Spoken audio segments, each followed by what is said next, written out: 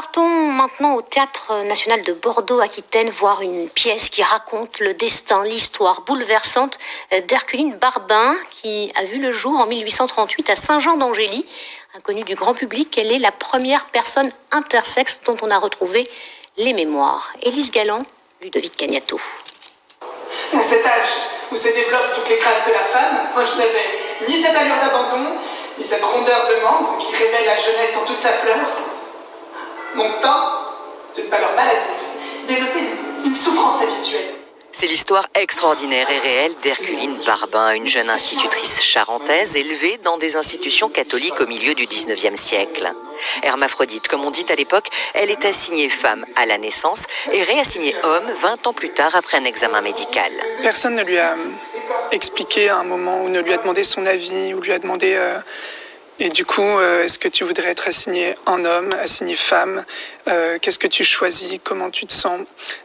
En tout cas, dans ses mémoires, on ressent à aucun moment ça. On ressent beaucoup que la fatalité se met sur elle, que l'état civil choisit pour elle et que ça, elle en souffre énormément. Et j'ai souffert seul,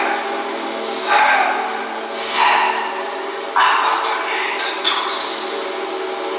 Ma place n'était pas marquée dans ce monde qui me fuyait. Herculine se suicide à 29 ans, non sans avoir écrit ses souvenirs. Un journal exhumé, publié un siècle plus tard par le philosophe Michel Foucault. C'est le premier témoignage qui existe dans cet exercice-là d'écriture.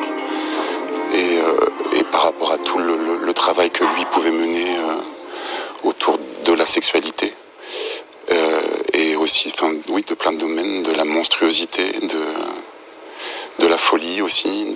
Je pense que voilà, c'était une chose importante pour lui. Des mots plus que jamais d'actualité pour Catherine Marnas, la metteuse en scène à l'origine de cette création. Comme si l'exemple de Herculine mettait en question le système binaire avant notre époque. C'est pour ça que j'ai dit archéologie d'une révolution, comme si elle nous envoie une bouteille à la mer pour nous raconter cette histoire-là qui était déjà de grands troubles. Herculine Barbin, un témoignage rare à découvrir sur les planches du TNBA jusqu'au 22 janvier prochain. Avant de nous quitter,